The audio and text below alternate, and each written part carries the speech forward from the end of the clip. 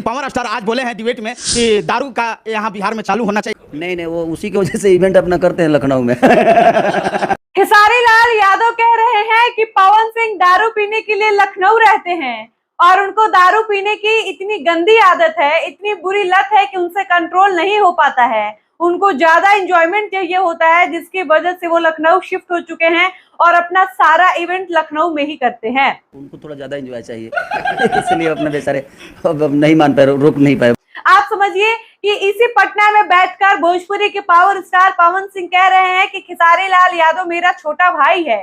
वो दूसरों के बहकावे में आकर मुझे कुछ कुछ बोल जाता है, लेकिन वो छोटा भाई है, उसका काम है गलती करना और मैं बड़ा हूं तो मेरा फर्ज बनता है उसको माफ कर देना।